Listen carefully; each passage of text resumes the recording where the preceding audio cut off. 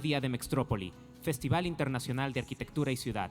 Les recordamos poner en silencio o en modo vibrador sus dispositivos móviles. A la vez, los invitamos a encontrar la más reciente edición de la revista Arquine, Revista Internacional de Arquitectura y Ciudad, así como las novedades.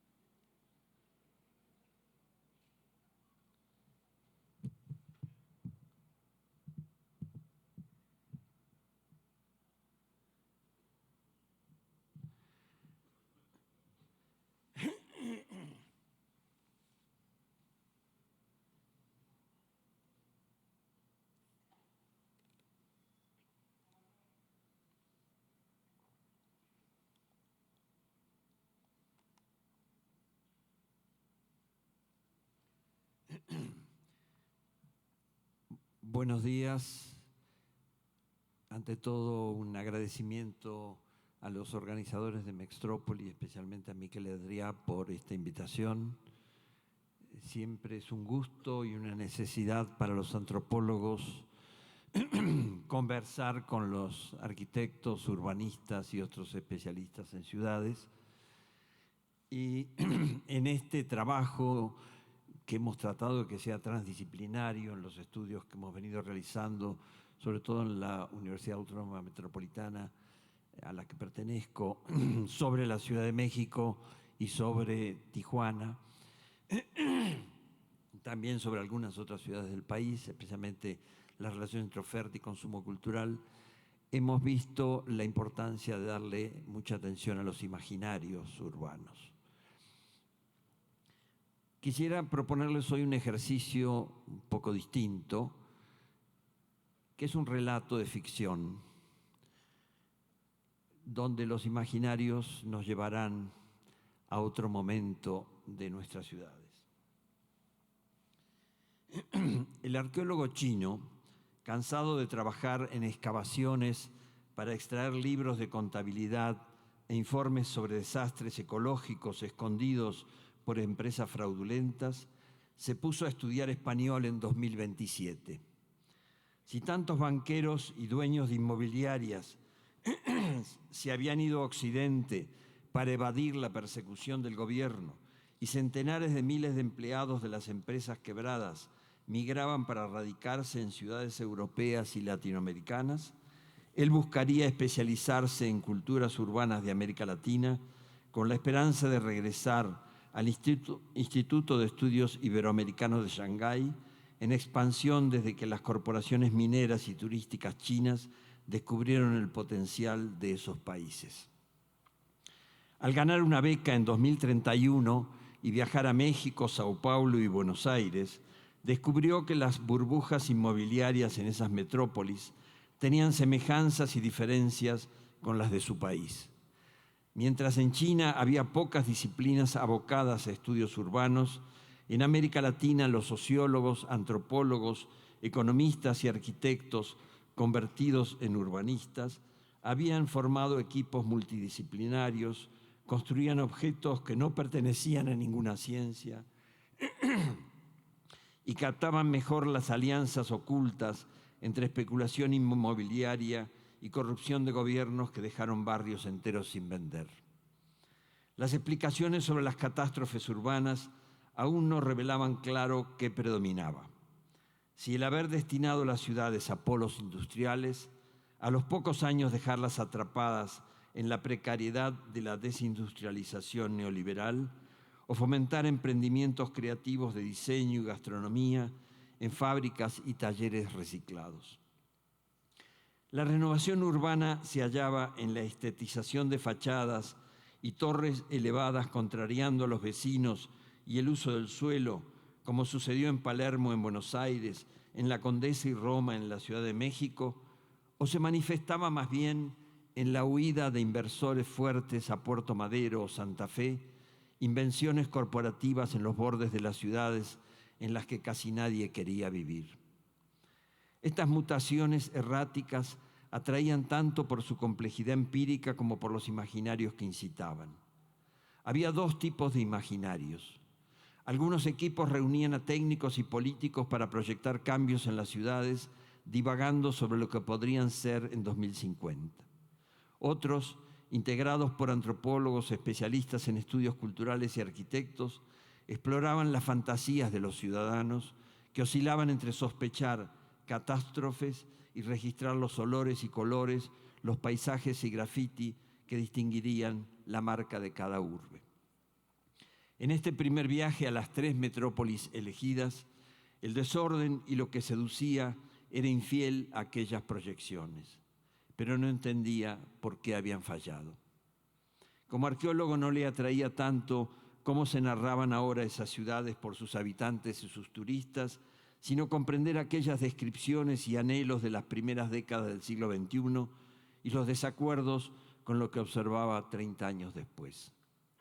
Pertenecía a una corriente de la arqueología asiática influida por un filósofo francés, Jacques Rancière, según el cual el conocimiento avanza no por el consenso, sino por los desajustes entre lo que percibimos, lo que decimos de esas apariencias y lo que luego hacemos con lo que sentimos y conocemos para transformarlo o conservarlo en la política y en las distintas maneras de hacer arquitectura con lo real.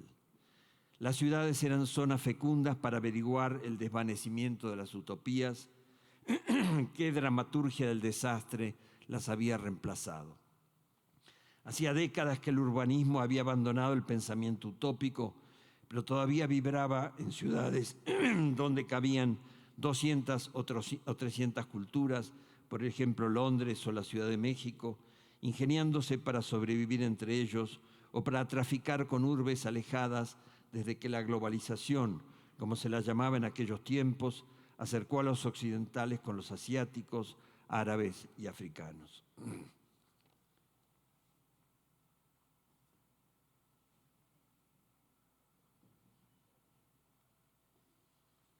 De manera que tomaría notas de documentos y huellas, acontecimientos y sedimentaciones que los resistían, sin apurarse a formular mapas que ordenaran lo descompuesto, ni generalizaciones universales.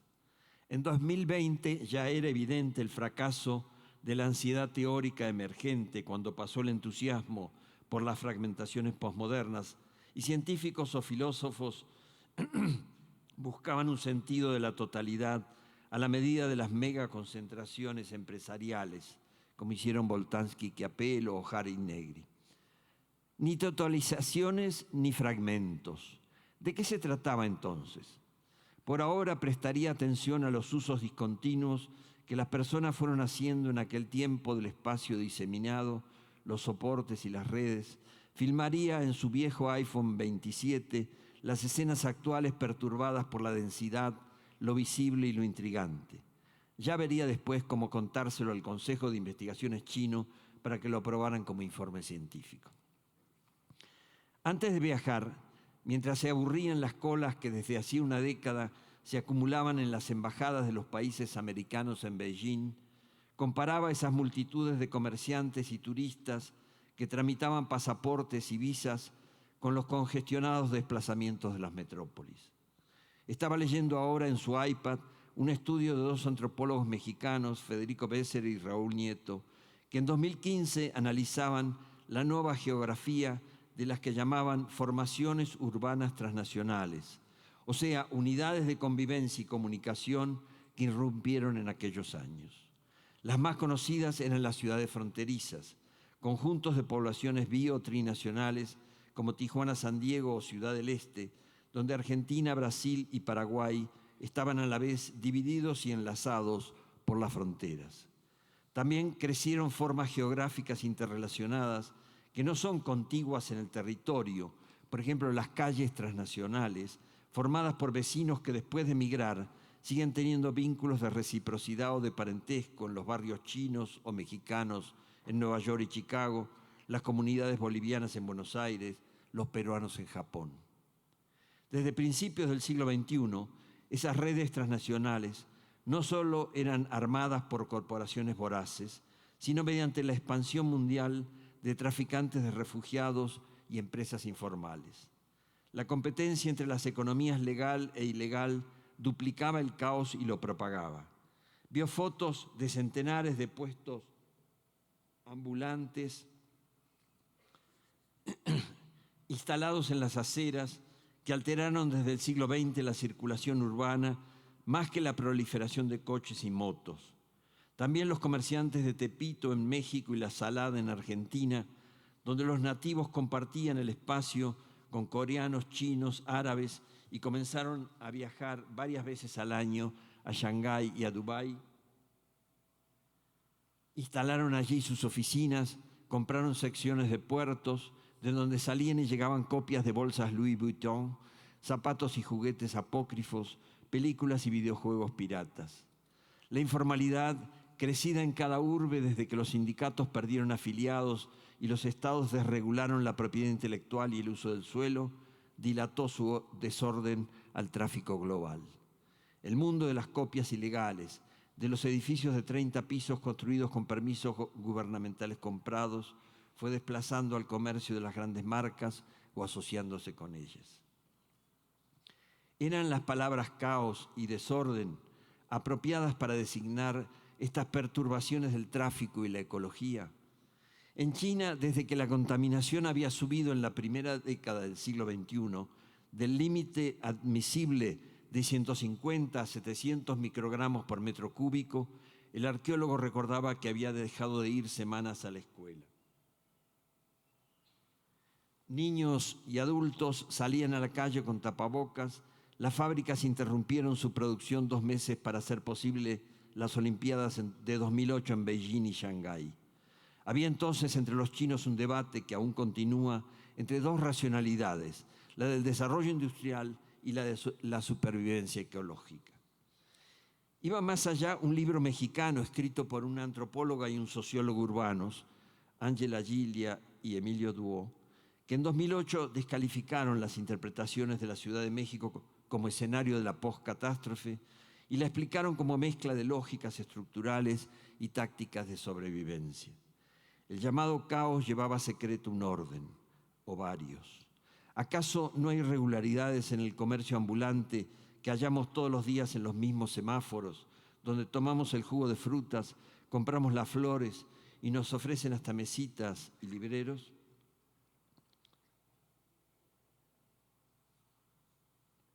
Escribió en su diario de campo que tal vez el objeto de estudio, más que los choques entre la racionalidad de lo legal y lo ilegal, eran la complicidad entre ambos, el frágil equilibrio con que conviven modos de habitar de la época industrial y de la desindustrialización luego de la crisis de 2008. ¿Qué había quebrado el orden? La tardía regulación del espacio urbano en América Latina y también en China y en India, o la corrupción extendida a todos los partidos políticos, los permisos irresponsables a coches nuevos y obsoletos, a gigantescos emprendimientos inmobiliarios. ¿Cuánto era atribuible a la segregación residencial, distinta en barrios de clases altas y populares, y cuánto derivaba de las lánguidas políticas públicas o la visión anacrónica de planificadores afiliados a las modas urbanísticas en Estados Unidos y Europa?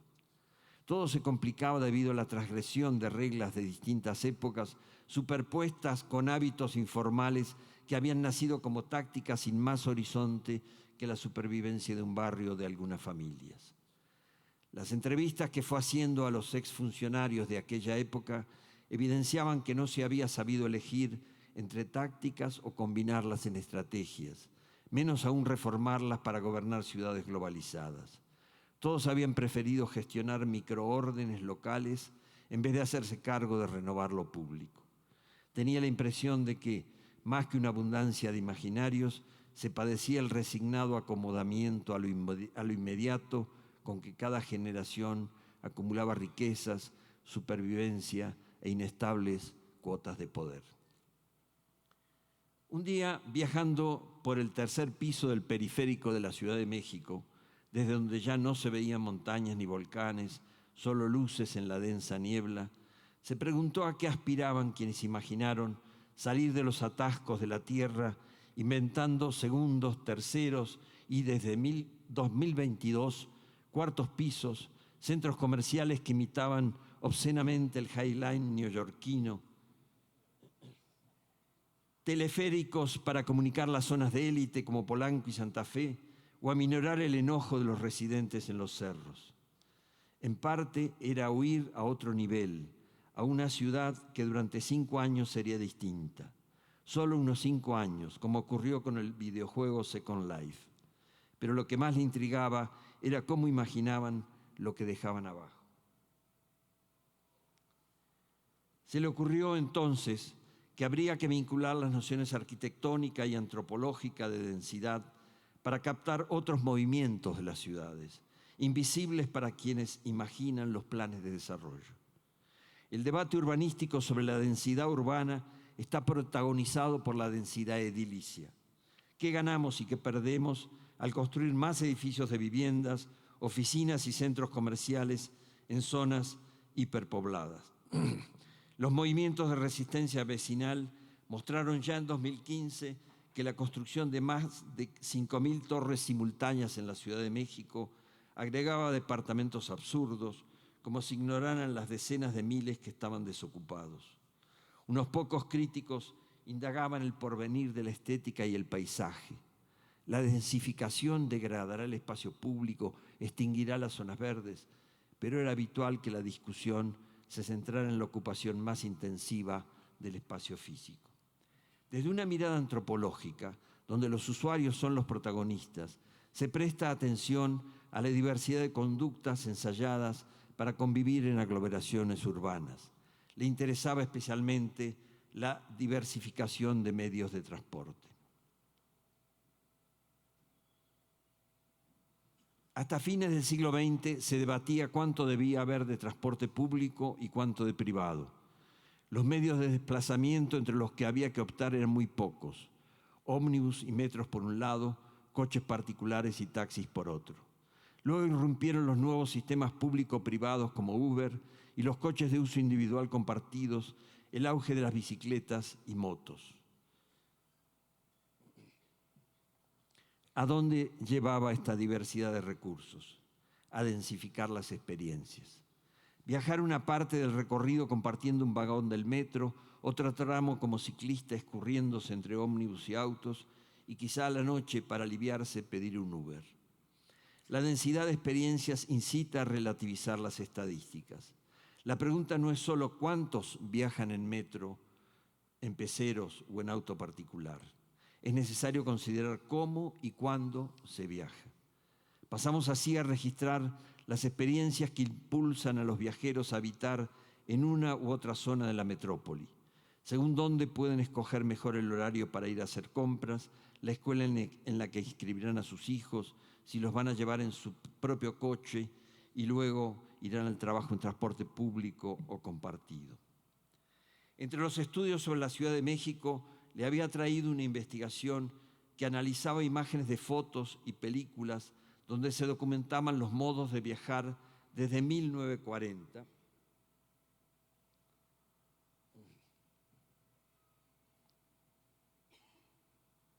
Cuando la urbe tenía 1.758.000 habitantes, 58.922 autos y 22.689 carretas de caballos, hasta 1990, en que los 27 municipios conurbados agregaban 6.800.000 habitantes a los 8.235.000 del Distrito Federal. Los trabajadores y las amas de casa que hacían compras y llevaban a los hijos a la escuela llegaban a cumplir en 1995, cuando se hizo este estudio, hasta 8 transbordos diarios. La suma de largos viajes y la espera de transportes incluía otras actividades como la escucha de música y la lectura de libros y revistas. Ni siquiera el 17% de la población, que se desplazaba en los casi 3 millones de coches en 1995, 4 millones y medio en 2015, circulaba fácilmente, como revela una foto del periférico convertido en estacionamiento al punto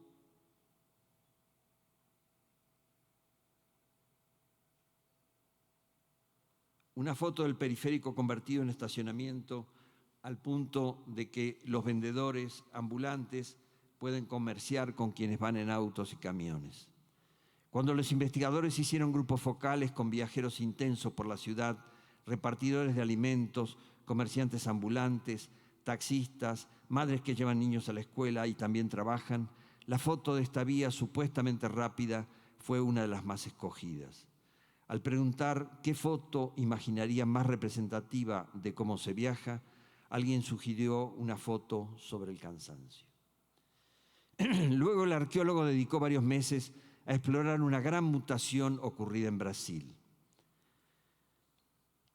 ¿Cómo influía el aumento del consumo durante los gobiernos encabezados por Lula y Dilma Rousseff sobre la vida en las ciudades? Los brasileños lo impresionaban más que otros latinoamericanos el florecimiento de las políticas urbanas desde los años 80 del siglo XX, incluyendo arquitectos, urbanistas, abogados, ingenieros y movimientos sociales que lograron, por ejemplo, crear presupuestos participativos. La ciudad habló, se volvió visible. Cambiaron marcos jurídicos institucionales y creció la sensibilidad social para gestionar el habitar, la organización barrial, la salud pública y los residuos.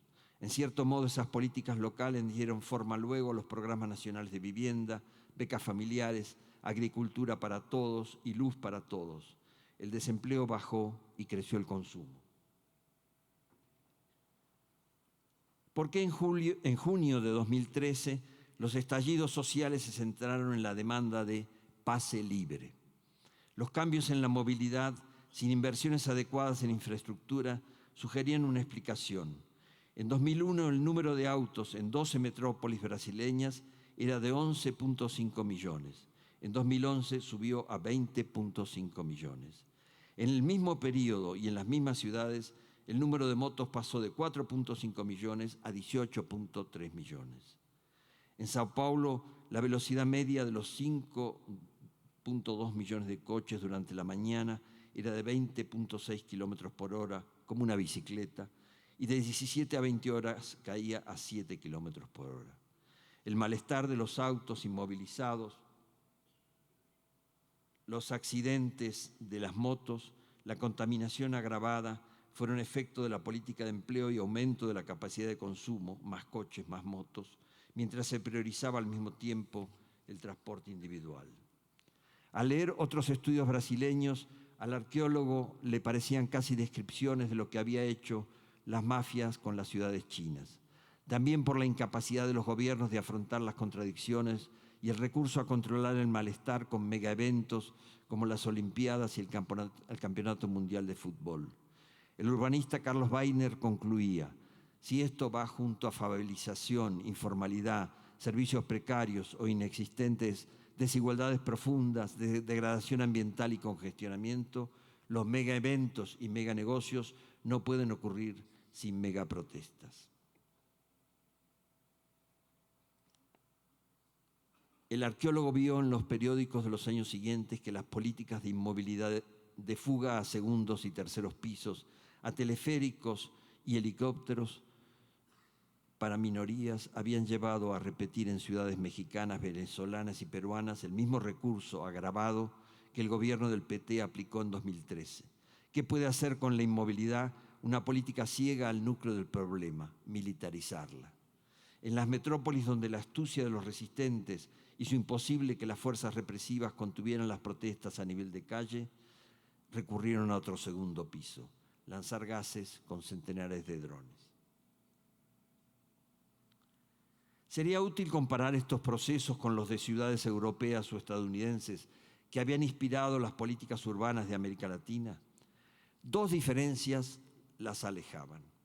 En Europa, las migraciones de árabes, africanos y latinoamericanos, que aumentaron la informalidad, así como los movimientos autogestivos y de ocupas, fueron recibidos por urbes que tenían tasas bajas de natalidad, ciudades planificadas desde mucho antes y gobiernos democráticos. Era lógico que los posmodernos celebraran las derivas, la descentralización y la pérdida de poder de los órdenes totalizadores. En cambio, en ciudades que habían crecido atolondradamente, como las de México, Lima, Caracas y Sao Paulo, depredando el ambiente y amontonando gente sin servicios, las acciones aisladas, sin proyecto de ciudad, agravaban el uso descontrolado del suelo.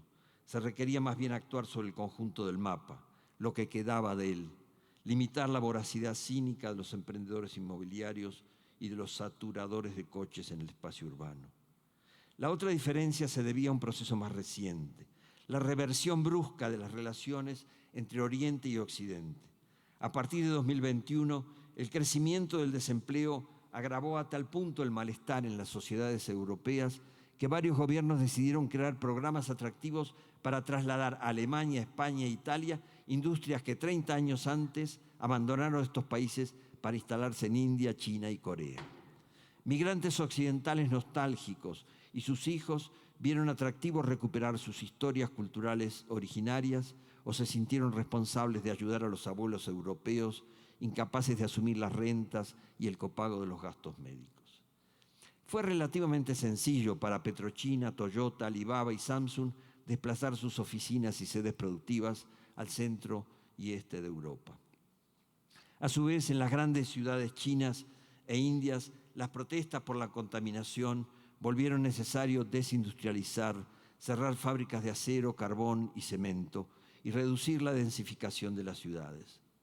El traslado de empresas a Europa no producía grandes pérdidas porque también en Occidente las corporaciones asiáticas controlaban las fábricas que proveían las partes de coches o electrodomésticos y las principales redes de tiendas donde se vendían alimentos y ropa. Las ciudades se habían convertido en las 3 primeras décadas del siglo XXI en todos los continentes en campamentos de poblaciones llevadas y traídas, laboratorios de la informalidad globalizada, sitios donde convivían barrios reciclados y rediseñados para sectores medios altos junto a aglomeraciones vistas como masas uniformadas. Pese a estar amarrados a la vida local, ignoraban los alimentos kilómetro cero, sumaban demasiadas horas en varios transportes sin poder detenerse en el valor agregado de los productos, en el caminar lento de los barrios gentrificados.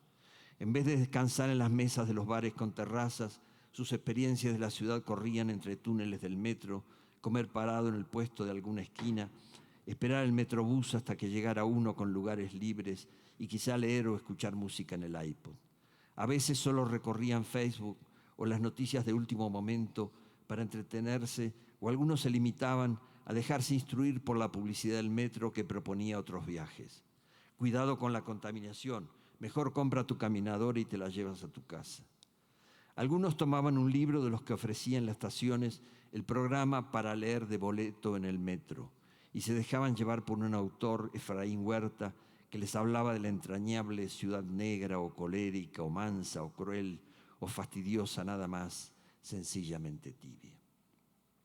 Había 2 formas extremas de la densidad, anotó el arqueólogo en su diario: la de los inversores o planificadores, que Ash Eimin describía como urbanismo telescópico, incrustar edificios de gran escala en barrios íntimos o convertir estos barrios en shoppings, o por otro lado el imaginario compensatorio de la poesía literaria, televisiva o de los blogs ecologistas que evocan el pasado perdido y suelen desembocar en el escepticismo ante esa evocación. Otros documentos le decían que entre la furia inversora y la melancolía de los imaginarios retro, que podían incluir la furia de los grafitis y las manifestaciones de protesta, se deslizaban economías de cooperación, usos intempestivos de los avances tecnológicos, tácticas informales para construir poderes sin utopía, apenas un urbanismo táctico. No faltaba información de estas intervenciones participativas de artistas. Leyó en algunos textos de aquella época, acupuntura, catalizadores urbanos, así los nombraban a veces. ¿Qué significaban estos intraciudadanos, activistas de ciudades que ya no se planean? Que todas estas experiencias se expandan como marcas intercambiables, que desorganizaciones tan semejantes del espacio sean vendidas siempre con un plus local, ese peso de lo simbólico, esos valores agregados como experiencias, llaman a la capacidad de la antropología para captar los múltiples niveles de significación actuantes en un solo hecho. Diríamos hoy, en 2031, para comprender los movimientos mundializadores que rediseñan esas extrañezas y las vuelven vecinas y las fusionan en las cocinas, vestimentas o despachos mercadotécnicos y arquitectónicos que van trasplantándose. Cuando todo esto se hace, pensaba el arqueólogo, sin acabar de librarse nunca de los que fueron expulsados para poder gentrificar, aunque se anuncie la ciudad como museo del mundo o hipershopping, se perfila como una venta de garaje. Las promesas de nuevas ciudades juntan demasiadas formas de segunda mano o tercer mundo. Le parecía al arqueólogo que había también algo antropológico en haber tenido que viajar a México, Sao Paulo y Buenos Aires para entender a Beijing. ¿A quién benefició la desvalorización de las ideas de proyecto y ciudad? Los urbanistas, se preguntaba el arqueólogo, los sociólogos y antropólogos se están dividiendo. ¿Por qué? A veces le llamó la atención el péndulo entre posiciones que se hallaba en un mismo autor, como en Ren Koolhaas, que en algunos textos describió la agitación retórica de la arquitectura sin urbanismo como espacio basura. No hay forma, solo proliferación. Como el movimiento en picado de las cámaras de televisión colgadas de la grúa, un águila sin pico ni garras, había escrito Koolhaas, que traga imágenes confundidas en los estudios de televisión monumentales, como el que él construyó en Beijing, casi siempre invisible por la contaminación, como culminación y final del espacio perspectivo en el que gesticulan inútilmente presentadores robóticos. En otro texto, sin embargo, Koolhaas incitaba a quien quiera pensar la ciudad para transformarla a sumarse a los movimientos de quienes intentan resistir el caos, incluso para fracasar una y otra vez. Un urbanista argentino, Adrián Gorelick, que recordaba este llamado, agregaba que en la pérdida de idea de proyecto urbano suele asomar una consistente matriz antipública y antiintelectual. La carencia de visiones unitarias del hecho urbano se convierte en simplificado repudio al poder y las limitaciones del pensamiento proyectual que alerta contra el deterioro urbano se convierten en un nuevo sentido común que se autorreproduce y generaliza en nuevos mitos de las políticas municipales, concesiones paralizadas ante el mercado, intervenciones puntuales de vaga apelación cultural comunitaria, olvidadas de cualquier transformación democrática de las metrópolis.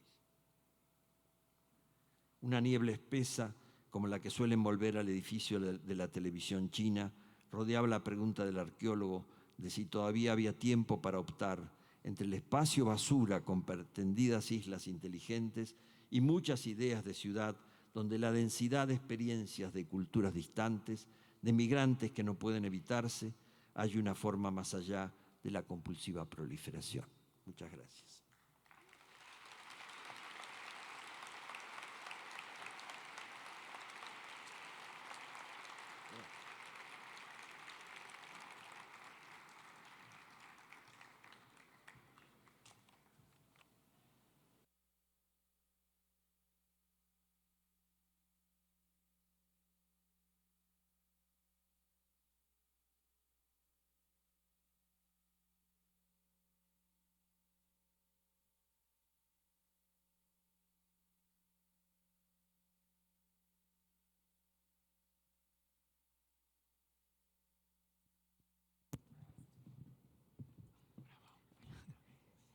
Canon te regala un plotter. Participa, visita el stand de Canon que está situado en el primer piso. Llena el formulario con tus datos, responde las preguntas y gana. El ganador se anunciará hoy a las 3:30 de la tarde.